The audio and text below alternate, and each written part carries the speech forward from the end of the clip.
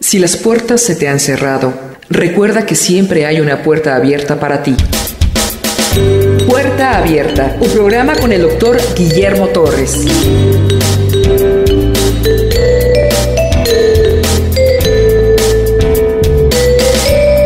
Primera de Corintios, capítulo 15, 14 y 15 dice, creo que en esto está basado el éxito, la proliferación de un evangelio que ha sido perseguido, el evangelio de Jesucristo, que ha sido perseguido a través de la historia. Y en esto radica la victoria de nuestro Dios. Y dice lo siguiente, y si Cristo no resucitó, vana es entonces nuestra predicación y vana sería nuestra fe. Si nuestro Señor Jesucristo no hubiese resucitado al tercer día, la verdad es que yo no me ocuparía en estar aquí frente al púlpito, porque entonces vana sería nuestra predicación y vana sería nuestra fe, porque estaríamos creyendo en un Dios muerto. Pero estamos aquí porque hace 2000 años se consumó la victoria más extensa, poderosa, que nadie ha podido debatir, y que es la resurrección de Cristo de entre los muertos. Pero esto es una promesa para nosotros, porque si Cristo fue resucitado de entre los muertos, usted cuando muera, y los familiares y los amigos que usted conoció en Cristo van a ser resucitados, vueltos a la vida por el poder que se ejerció en la tumba que fue dejada vacía. Ese mismo poder sustentador del universo, ese mismo poder lo va a levantar a usted de su tumba y a todos los que han creído y muerto en el nombre de Jesucristo. Y en eso radica nuestra victoria, nuestra fe, descansa mi esperanza y descansa mi corazón, en que Cristo resucitó de los muertos. Porque si no fuese o no hubiese resucitado, vana sería nuestra fe. Vano hubiese sido el monte Calvario, el Gólgota, la calavera. Vano hubieran sido la laceración de la espalda de mi Señor, los golpes, el daño al costado, las fracturas de costilla, los golpes a la cabeza, la corona de espina. Vana hubiese sido si no hubiese resucitado, pero resucitó y está vivo. Resumen pequeño: nuestro Señor es traicionado por uno de los suyos, su discípulo, hombre de perdición, Satanás, el que moja el pan conmigo. Con un beso entregas al maestro. Un Judas con remordimiento corre cerca de un panteón, se ahorca con su cinto, después se rompe el cinto y sus vísceras son derramadas en ese lugar. Culpa, remordimiento. Me negarás 3 veces, Pedro. No, Señor, yo iré contigo hasta la muerte. Calla, Pedro, porque has sido pedido para ser zarandeado como trigo, mas yo he pedido y he orado por ti. Mas cuando vuelvas de tu error, disipula a tus hermanos, apacienta mis ovejas. Aspectos relevantes: el enemigo pide zarandear, no tiene la libertad de zarandear a cualquiera como él quiere, pide licencia al Señor, y el Señor dice, va a ser para su crecimiento, zarandéalo, pero cuando sea zarandeado y se levante y pida perdón, enseñará a sus hermanos. El juicio batió tiempos récords. Llega José de Arimatea, que fue discípulo de Jesús, hombre rico y piadoso, no estuvo de acuerdo. Dice, Señor, vengo por mi Dios, quiero llevarme su cuerpo. Pilato dice, ¿ya lo mataron? Acusado, lo juzgaban en la madrugada, que no era muy común hacerlo en la madrugada, y en la mañana ya estaba siendo colgado nuestro Señor. Desde las 9 hasta las 3 de la tarde, todo tiempo récord. José de Arimatea llega, vengo por mi Señor, dame su cuerpo. Dice, Pilato, agárralo. José de Arimatea descuelga el cuerpo de nuestro Señor, fragmentado, abatido a golpes. Simón de Cirene es obligado a cargar la cruz, no por amor, sino por temor. Una multitud, la misma muchedumbre que el domingo anterior le había dicho, Hosana, Hosana al que viene en el nombre del Señor, Hosana al Hijo. Esa misma multitud gritó, crucifícale, crucifícalo. Suéltanos a Barrabás y a este crucifícalo. Una caída, una mujer se acerca, comienza a llorar, le ofrece agua. Dice, no llores por mí, guarda tus lágrimas. Mujeres de Jerusalén, lloren por ustedes, porque si esto hacen con el árbol verde, que no harán con el seco. Yo le pido que cuando esté frente a la cruz llore, pero no llore por Jesús, porque Él está vivo. Llore por sus pecados. Es el propósito de mirar a la cruz, no de compadecerse de un Cristo crucificado, porque Él no está crucificado, Él está vivo, sino que llore usted por sus pecados. Ese es el propósito de la cruz. Junto al Gólgota iban dos malhechores, uno se burla de él, el otro le dice: paz, Cristo, el día que vengas en tu reino, llévame. Hoy mismo estarás conmigo en el paraíso. Una de las famosas 7 palabras. Mujer, he ahí a tu hijo, tengo sed. Padre, perdónalos porque no saben lo que hacen. Elí, Eloí, sabactami. Padre, ¿por qué me has abandonado? Consumado es, y en tus manos encomiendo mi espíritu. Hay unas palabras gloriosas de Jesús que dice: Satanás reina. Es el tiempo de la oscuridad. Y les dice a los sacerdotes: es su tiempo. Corto tiempo, pero es su tiempo. Y la oscuridad reinó en este mundo. 3 horas hubo tinieblas, hubo temblor, se desgarró el velo, hubo muertos que se levantaron, sepulcros literalmente que se abrieron, y la gente caminó, la gente que había muerto. Fue algo tremendo. Esto se va a repetir a escala cósmica cuando el Señor venga, como un rayo de oriente. Todo mundo lo verá. Los que se burlaron, los que no se burlaron, los que fueron indiferentes a la cruz, todo mundo lo va a ver. La crueldad despiadada sobre el hombre más bueno del mundo. El mundo de las tinieblas aparentemente había triunfado ese viernes por la mañana. Satanás reina, dijo Jesús. Las fuerzas del mal se habían desatado, los perros del infierno mordiendo a nuestro santo Señor. El velo del templo se rasgó, hubo oscuridad en la tierra, tembló, sepulcros se abrieron, muertos caminaron, fueron vistos por el pueblo. Es viernes de crucifixión. Entre el viernes y el domingo de resurrección hay un día que no aparece en la Biblia, pero que lo vivieron los apóstoles. Es el sábado. Hoy, hermano, vivimos en un sábado de lo que está consumado y lo que no se ha cumplido aún, la segunda venida de Jesús. Vivimos en un sábado cósmico, global, donde la maldad reina. Muchos de los discípulos de Jesús, hablo de ustedes, están compungidos por el pecado, por el dolor, oprimidos por ver tanta muerte, tanta guerra, tanto suicidio. Es sábado. Pero el domingo viene, la resurrección pascual cósmica viene. Ayer se presentó un programa de El caníbal de la Guerrero. Era un niño consentido hasta los 2 años, pero papá muere. La mamá empieza a dilapidar la herencia del papá, empieza a andar con una promiscuidad tremenda y empieza a maltratar al niño de tal manera. La hermana que hoy vive, que da testimonio de esto, dice de que en una ocasión esta mamá vivían en el 5º piso. No sé qué hizo el niño y lo trajo arrastrando, pegándole desde el 5º piso hasta la planta baja. Todos los 5 pisos de escalones le vino lastimando y golpeando a este niño, al caníbal. Yo me pregunto, ¿por qué? Y lo más triste, hermano, no es que es una mujer enferma. Nadie se metió a defender a ese niño. Todos iban en su camino, pues que le pegue su mamá, que se lo acabe. Nadie se metió a defender a ese niño.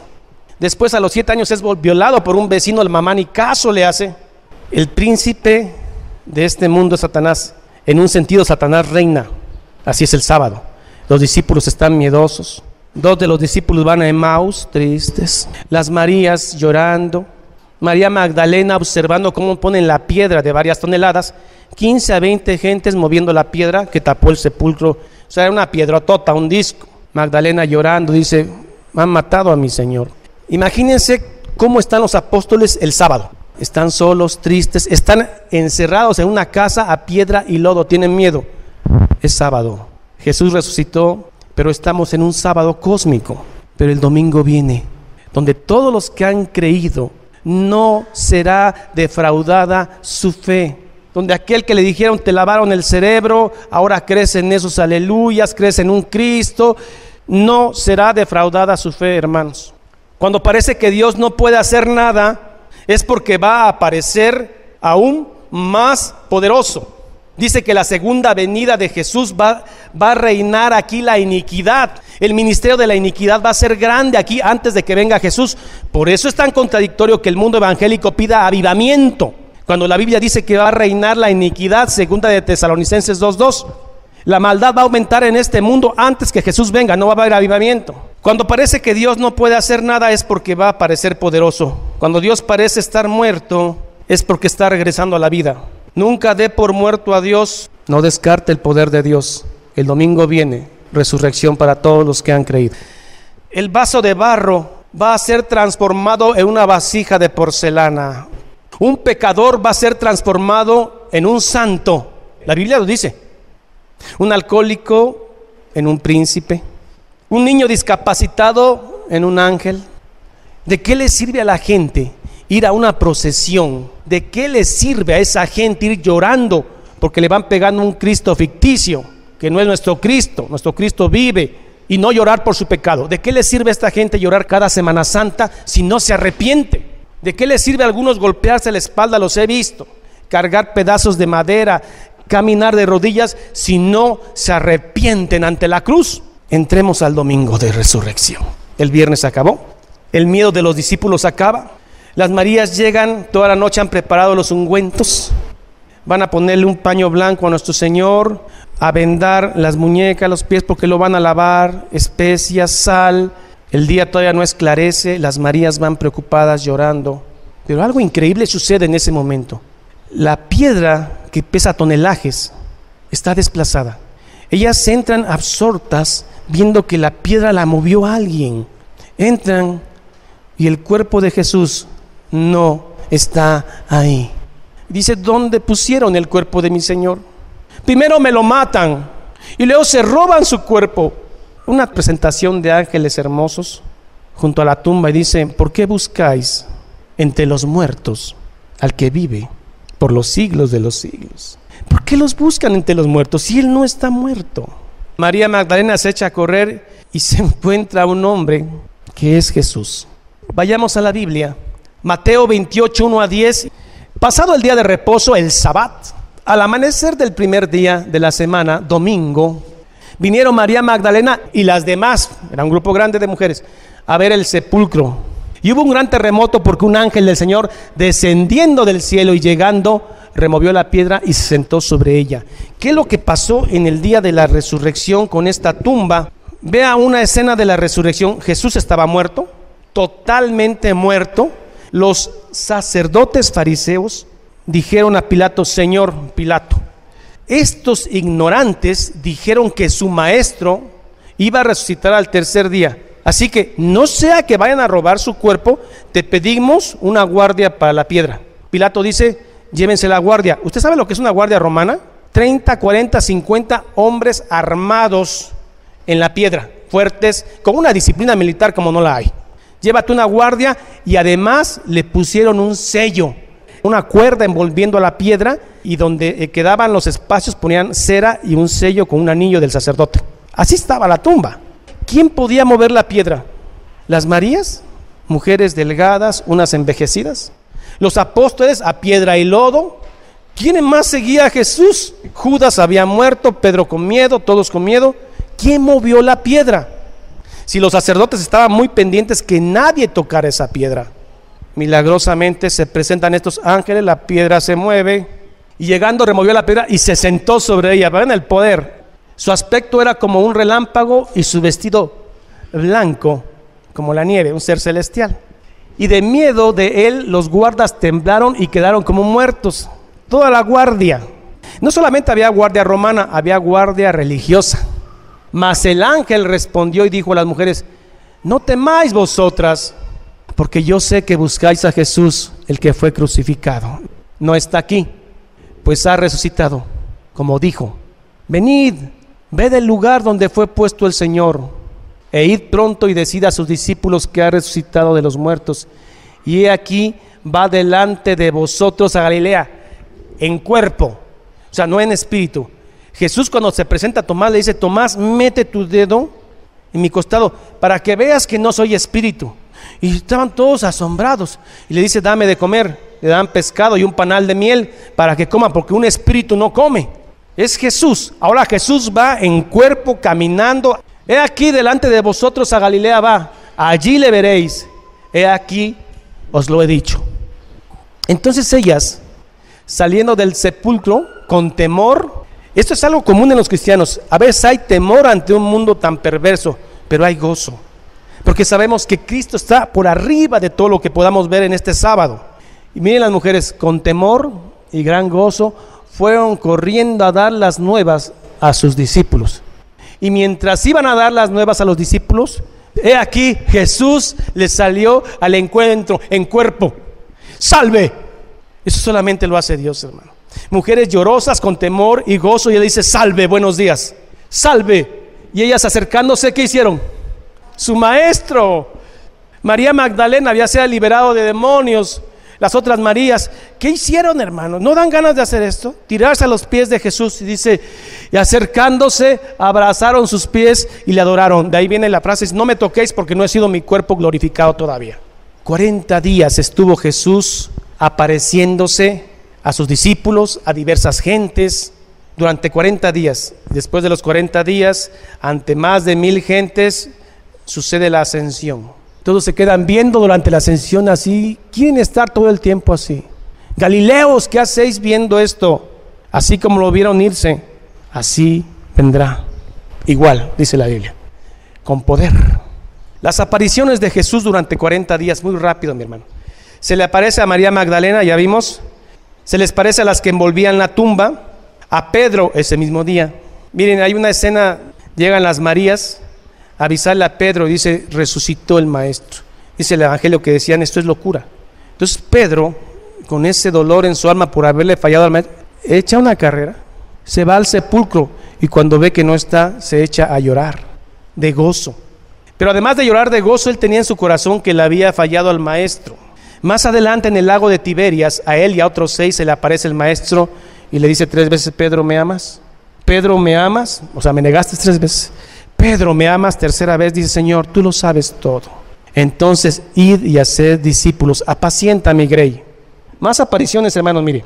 A los discípulos en Emaús, a los apóstoles estando Tomás ausente, a los apóstoles estando Tomás presente, a los 7 junto a Tiberias, a la multitud de 500 creyentes y no creyentes, a Santiago, a los 11 en la ascensión, a Pablo en Hechos, a Esteban en Hechos, a Pablo en el templo, Hechos 22, y a Juan en Patmos. ¿Cuántas apariciones de nuestro Señor Jesús indicando que Él está vivo? Y si Él fue resucitado, mis hermanos, nosotros seremos resucitados. 3 credenciales básicas por lo cual creemos en la resurrección de Cristo. Primero, el mundo no fue el mismo antes de Jesús, el carpintero humilde de Belén y su cruz. El mundo jamás volvió a ser el mismo. El mundo sigue siendo el mismo después de Mahoma, de Buda y de cuantos otros más. Sigue siendo el mismo. Pero después de Jesús, el mundo no es el mismo. Todas las profecías que se cumplen en Jesús y la resurrección de Jesús, que es histórica. Gente se ha levantado, estudiosos, a querer decir que la resurrección no se efectuó. No tienen evidencia, no pueden, ante el peso de la evidencia, que Jesús no estaba en el sepulcro. Y en eso estriba la gran diferencia entre el cristianismo y el resto de los credos y religiones. Es más que suficiente. Nuestro Cristo está vivo. Que no cumple nuestros antojos y peticiones, eso es otra cosa, pero está vivo. Que este mundo es un mundo caído, que hay sufrimiento y hay gente que sufre, es cierto, pero eso no quiere decir que nuestro Cristo no esté vivo. Qué lindo sería, ¿no?, para nosotros que somos mentes carnales, tener a un Cristo que fuera manipulable, ¿no? Que lo pudiéramos manipular como a veces manipulábamos nosotros a nuestros papás, ¿no? Que llorábamos, hacíamos un berrinche, no llegábamos, sufríamos y los papás caían vencidos ante nosotros. ¿Qué tal sería tener un Dios sin carácter, no? Pero Dios tiene su carácter, es sólido, es sublime, y Él sabe por qué o por qué no permite unas cosas. Juan capítulo 21, verso 15. Veamos a Pedro, pues. El maestro llega cuando estaban en Tiberias, en un lago, estaban haciendo unos peces, asándolos, y Pedro sabía que vendría la reprimienda de parte de Dios. ¿Qué era lo común, mis hermanos, esperar? Usted, Pedro, negó a nuestro Señor. ¿Qué es lógico decir? Bueno, mira, Pedro, la verdad me equivoqué. Yo había dicho que sobre ti erigiría mi iglesia, pero no había yo contemplado que me ibas a fallar. Entonces, hoy no va a ser Pedro, hoy va a ser Juan. Porque además Juan estuvo a pie de cruz con las Marías, Entonces yo considero que es mejor Juan, así que Pedro a un lado, te vas con el resto. Mire cómo la misericordia de Dios está por arriba, aún de nuestros errores. Cuando hubieron comido frente al maestro, Jesús dijo a Simón Pedro: Simón, hijo de Jonás. Acuérdense, cuando le dice Pedro es que va avanzando espiritualmente. Cuando le dice Simón es que ya la anda regando. Simón, hijo de Jonás, ¿me amas más que estos, el resto? Ya ven que Pedro era rápido para contestar. Le respondió: sí, Señor, tú sabes que te amo. Ya un poquito menos encrespado porque ya la había regado. Sí, Señor, tú sabes que te amo. Él le dijo: apacienta mis ovejas. Volvió a decirle la segunda vez: Simón, hijo de Jonás, ¿me amas? Pedro le respondió: sí, Señor, tú sabes que te amo. Le dijo entonces: pastorea mis ovejas. Le dijo la tercera vez: Simón, hijo de Jonás, ¿me amas? Entonces Pedro se entristeció y dice: ya me van a quitar el apostolado, van a poner a Juan, quizá a Jacobo, a Santiago. Pedro se entristeció de que le dijese la tercera vez: ¿me amas? Y le respondió: Señor, tú lo sabes todo, tú sabes que te amo. Jesús le dijo: apacienta mis ovejas. ¿En qué momento Dios descartó a Pedro por haberle negado? Esto sucede en nuestras vidas, hermano. A veces uno piensa que está uno descartado de la gracia de Dios por nuestros errores, y Dios insiste: apacienta mis ovejas. No es Juan, no es Santiago, sigue siendo tú, Pedro. El siguiente versículo. Aquí le anuncia cómo va a morir Pedro. De cierto te digo, cuando eras más joven te ceñías, tenías fuerza, te ponías la manta e ibas a donde querías, mas cuando ya seas viejo extenderás tus manos y te ceñirás a otro y te llevará a donde no quieras. Pedro murió crucificado al revés, cuenta la historia. Siguiente versículo. Esto dijo dando a entender con qué muerte había de glorificar a Dios, y dicho esto añadió y le dijo: sígueme. No quiero salirme de la resurrección, pero esto es importante. Para ser fariseo era muy difícil. Debías tener un desarrollo intelectual y espiritual exquisito para ser fariseo. Para ser fariseo de fariseos era el Harvard espiritual. Para ser jefe del Sanedrín, Anás y Ananías, tenía que ser algo muy, muy depurado. Había gente alrededor observando a los niños. Decía: este no sirve. A ver, Juanito, regresa y sé un buen carpintero. Jacobito, regresa y sé un buen alfarero. Pedro, es muy obvio que Pedro no calificó. Le dijeron a Pedro, y regresa y sea un buen pescador. Tú y tus hermanos. Tuvieron que regresar, no la hicieron pues en la escuela de los fariseos. Y después un fariseo escogía a 12 gentes y les decía, buscaba a los mejorcitos y decía: sígueme. Y cuando tú oías la voz de un fariseo que te decía a ti, un joven: sígueme, te sentías tan honrado. Sígueme. ¿Usted cuándo cree que Pedro escuchó esa palabra? Nunca la escuchó, al menos en el ámbito de los fariseos. Se fue a pescar y de pronto, mi hermano, estando pescando Pedro, y llega el maestro divino en la playa y le dice: Pedro, sígueme, porque yo te voy a hacer pescador de hombres. ¿Cómo sintió Pedro? Fue descartado en el Harvard espiritual de los fariseos, pero a orilla de playa Dios le dice: te voy a hacer pescador de hombres, serás mi discípulo, ya te escogí, ven para acá. Pedro falla y niega al maestro 3 veces, ¿no? Y piensa que hoy lo va a descartar otra vez, y vea cómo se repite la palabra otra vez, y le dice: sígueme, Pedro, porque yo dije que te iba a ser pescador de hombres, y lo voy a cumplir porque es palabra de Dios, no es palabra de hombre. Y ya no depende ni de ti, sino de la gracia de Dios y la soberanía de Dios. Pedro, sígueme. Tiene usted un llamado especial directamente de Cristo. Desde la ribera de la playa de Galilea le está diciendo a él: sígueme, yo te voy a hacer el santo que prometí. Usted vive, mi hermano, y va a resucitar porque Cristo fue resucitado. Ese mismo poder que entró en la tumba hace 2000 años para levantar a ese hombre fragmentado por los golpes, ese mismo poder, hermano, los va a levantar a ustedes de la tumba, aunque la gente se ría, que no cree. Cuando vean cómo será levantado usted, y los que han muerto en Cristo dirán: a Dios sea la gloria por los siglos de los siglos.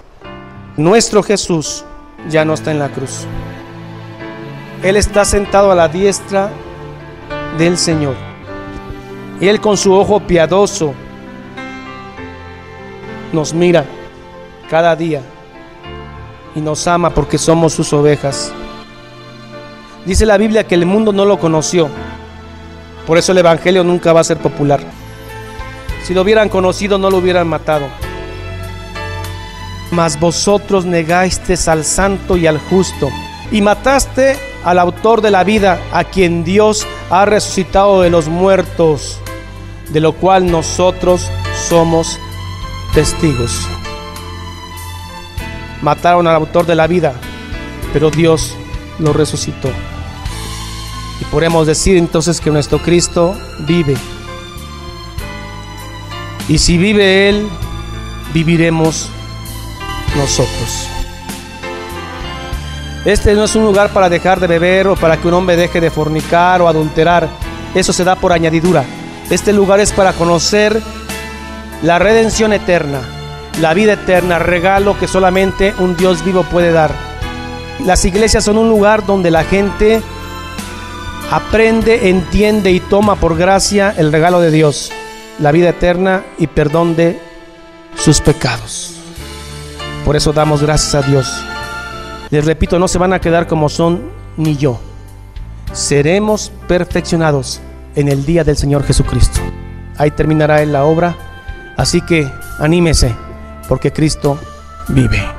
Amén y amén.